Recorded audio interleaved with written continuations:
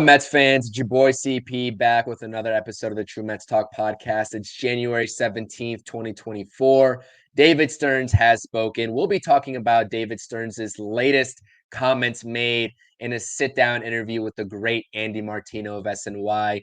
Before we get into that, PSA, 7 p.m. on the channel tonight, Mets Hot Stove Live with Talking Mets with Rob and myself is going down, so make sure you all are tuning into that.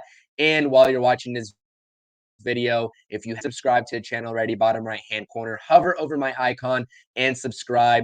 Make sure you hit that thumbs up. It helps the podcast and the channel grow. And make sure you comment your thoughts and opinions about anything and everything related to the New York Mets down in the comments section below. Make sure you all are following me on all my social medias at CPNYSPORTS for more Mets talk.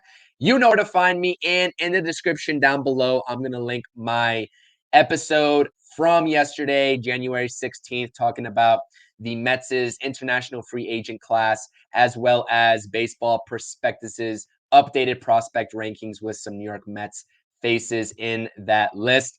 Make sure you check that out. Subscribe to the channel. Let's get into it.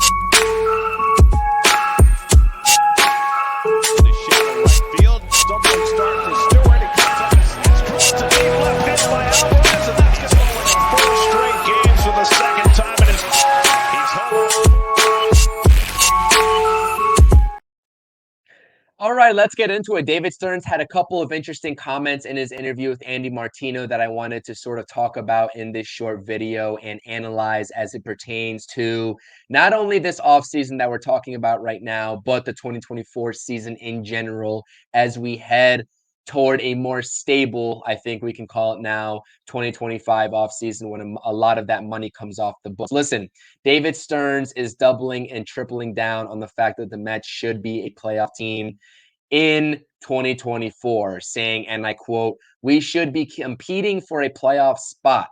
I believe we'll be able to meet that expectation." And honestly, my first reaction is like, David Stearns is the president of baseball operations. He's a new face. He's only been on this job with the Mets for 3 to 4 months now, maybe going on 5. What else is he expected to say? He's not going to go and say, oh, this is a complete retool year. We're not expecting to make the playoffs. Wait for 2025, Mets fans. Like, he already knows that the Mets fan base is not patient within itself. And a couple of these comments here that he made, and especially in the next slide, we'll get into sort of that patience factor that he hasn't said directly, but is sort of alluding to the fact of Mets not being patient and not being known for being patient. He knows this all too well. He grew up a Mets fan, right? He grew up a Mets fan, was an intern for the Mets, to start off his career before he went on to his future endeavors, and finally full circle moment back as the president of baseball operations. So he knows this organization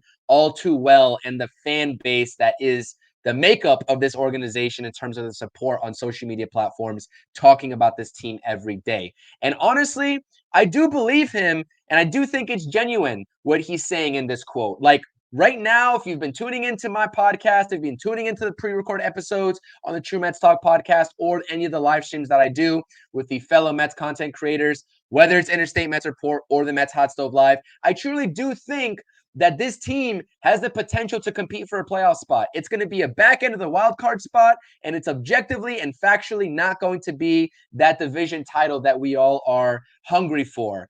I think we know that because this, at the end of the day, it is a retool year. It is a bridge year, a rebuild year, whatever you want to say. It is that. But that doesn't mean the Mets can't make the playoffs, especially given the way the roster shook out at the beginning of 2023. We thought it was a complete roster. We thought it was a roster that could compete for a division, and everything and anything went wrong in 2023. Now, fast forward, knowing what we know on these one-year deals that David Stearns has been giving out, these are MLB capable players. I know the statistics haven't been great with their respective teams over the last couple of seasons for these guys like Sean Manaea and Luis Severino and Jorge Lopez, Harrison Bader, etc. But at the end of the day, their upside and their ceiling as MLB veterans and the sample size that they have in their careers is something that I truly do think, if we get a resurgence from them, can put this team in that threshold of being a back-end wild card playoff contender. Now, those are huge ifs. In order to achieve what David Stearns is saying here, those are huge ifs. And this is going to be an entire 2024 season of ifs. What ifs? And I understand that that is not the philosophy that Mets fans are going to be accepting of. And honestly, I wish I wasn't accepting of it, but I understand the Mets' larger plan here moving into the 2025 offseason and everything that the Mets front office has told us ever since that trade deadline went down with the prospect haul that we gave back. The Mets are sitting on a lot of dead cat money right now. Players like Justin Verlander, James McCann, Max Scherzer, who are getting paid by the New York Mets to play for other teams. Like, this is the nature of the beast when you look at the Mets payroll and the payroll that David Stearns was handed. This is why I can't grade David Stearns in what happens in 2024. And I'm not grading him harshly based off of the moves that are happening right now and have happened over the course of this offseason so far. I understand that the Mets right now are handcuffed with that dead cap money and with the payroll being what it is versus what the roster looks like. I understand it's not feasible to go spend another $100 million in order to plug in every single hole that this roster may possess going into 2024. And I think a lot of other Mets fans need to understand that as well. So like I said, a lot of what ifs. The Mets definitely are sitting on a back-end playoff contender type roster right now, a back-end wildcard spot. And a lot of things do have to go right. I understand that. Brett Baty has to have a resurgence in order for that to be possible. Starling Marte needs to get back to 2022 Starling Marte. Luis Severino and Sean Manaea have to get back on track in their careers to what they were able to sort of provide earlier on in their careers, numbers-wise. Jorge Lopez has to get back to being a bullpen piece like he was for the Baltimore Orioles and not the Minnesota Twins. Like, all of these things have to go right for the New York Mets. But when you look at everything that went wrong in 2023 with the roster that the Mets trotted out there in the first half of the season, are we really in a worse off spot right now? Because I don't think so. I truly don't. So like I said, objectively, this team is not going to win any division in 2024. I'm not expecting that. We're not better than the Dodgers. We're not better than the Braves. We're not better than the Phillies. And maybe even a couple of other NL teams that are roster construction-wise better than the Mets. Understood. But that doesn't mean the Mets can't sneak into a playoff berth as a wild card team. Now, patience is definitely a word that I got out of this interview with Andy Martino from David Stearns. And he said it, I don't have it in a quote here, but he said it with this quote saying something to the effect of, his job as Mets president of baseball operations is not to win the offseason in terms of headlines. It's to put players or put a roster together consisting of players that will win him ball games on the field in 2024 and beyond. And he's absolutely right. Like, us Mets fans coming to this offseason, were we going to be competitors for Shohei Ohtani? Were we going to be frontrunners for Yoshinobu Yamamoto? We didn't end up getting those top names. We haven't got any top names right now. It's been a sort of low-key kind of offseason full of one-year deals. And that hasn't been the Mets' MO as of in off seasons prior, right? With Justin Verlander, Max Scherzer, Starling Marte, Mark Canha, and that back-to-back signing that we saw 2 off seasons ago with those guys. I truly understand where David Stearns is coming from here. Like I said, he grew up a Mets fan. He understands what it's all about in terms of being a Mets fan and that hunger that we have to see the Mets go back to the World Series and hopefully eventually win one for the first time since 1986. But there has to be a level of patience here.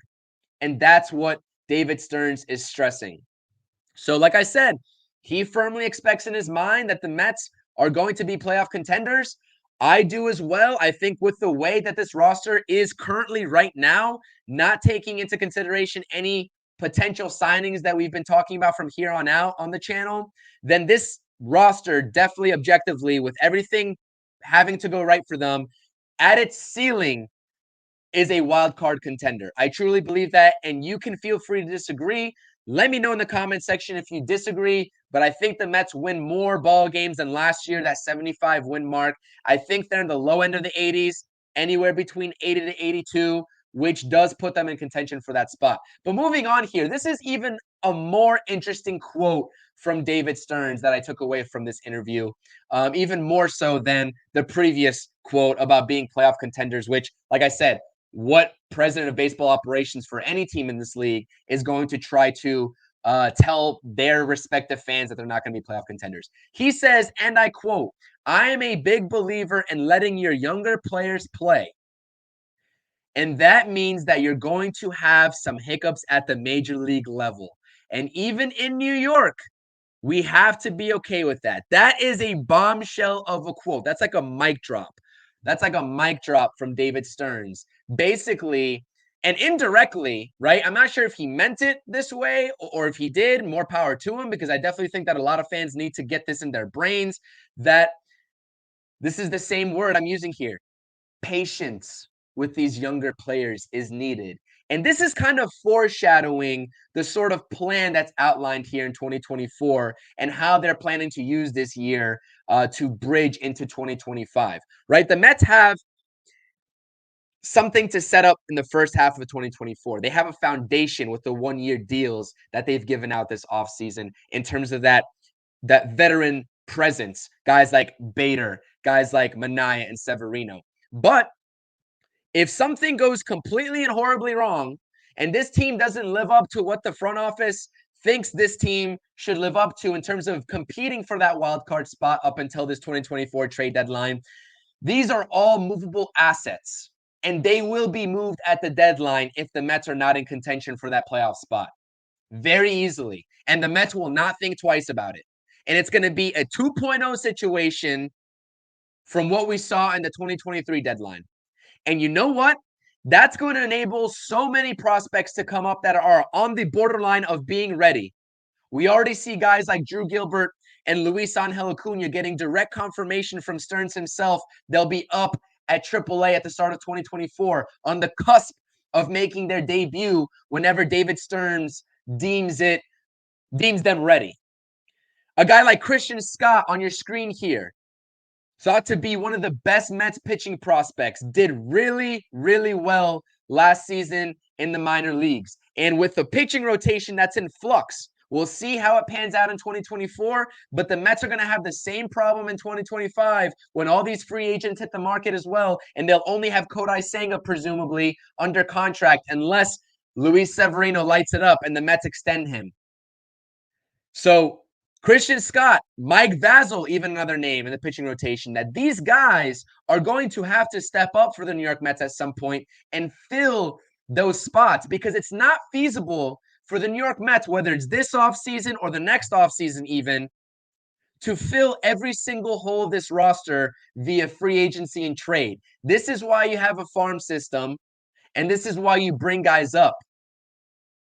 And I love this approach, and I love the transparency here from David Stearns and letting everybody know that these young guys are going to be given an opportunity.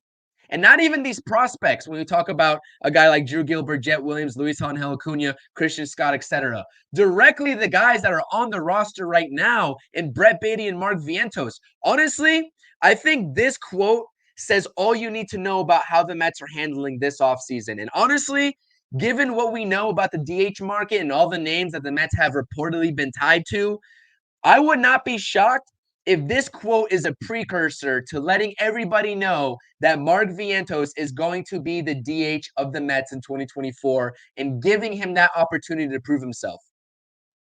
I would not be shocked. And this quote tells me it all. We're going to compete and try for that playoff spot.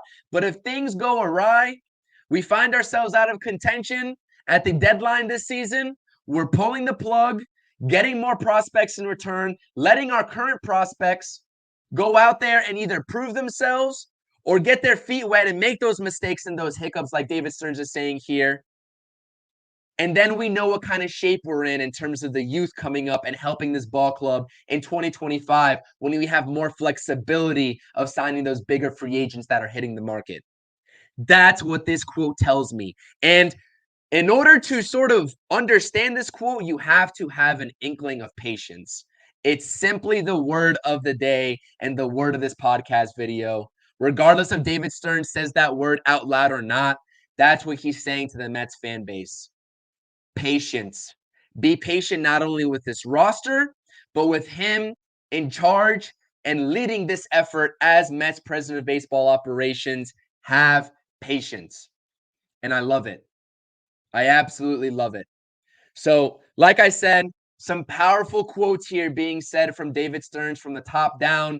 We'll get into all of it later tonight, later on the podcast, on the live stream, 7 p.m. Like I said, you know where to find us, myself, Talking Mets with Rob, potentially some other Mets content creators joining us as well tonight to give all of our thoughts and opinions about the David Stearns' latest comments. But here was my initial comments in this podcast video. Wanted to shed some light on what I think about these quotes and what they mean. So tap into the comment section. Let me know what you all think about the quotes. Let me know if you agree, if David Stearns is practicing what he's preaching, because honestly, what the Mets have done so far this offseason is directly an answer and a foreshadow to all of the comments that we're seeing from this front office, not only Steve Cohen, but David Stearns and all the way down. The young guys are going to get a chance to prove themselves. The prospects are going to get a chance to come up, and we're going to see quite a few debuts. If I had to guess right now on January 17th, we're going to see a lot of debuts in this 2024 season. So let's be ready for that. Hit that subscribe button, bottom right-hand corner. It was a little bit of a rant. I apologize, but I figured I needed to shed some light on this. I needed to give my thoughts, so hopefully you all agree. If you don't agree with anything that I said, like I said, that's quite okay. There's a lot of different opinions. It's not a one-size-fits-all answer. This is not an objective sort of thought process right now. I understand that. There's going to be a lot of disagreements within this Mets fan base surrounding what the Mets plan is. But at the end of the day, one fact remains. We need to have patience. Hit that thumbs up. Let me know what you think in the comment section. Find me on X and Instagram at CPNYSPORTS for more Mets talk and for more true Mets talk podcast updates.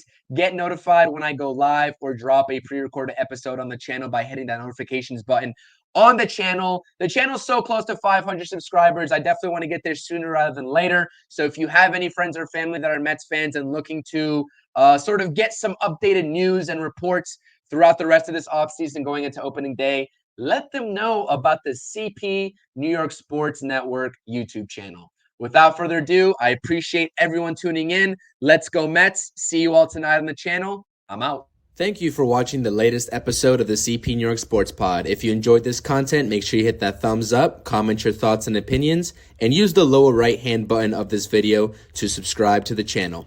Thank you.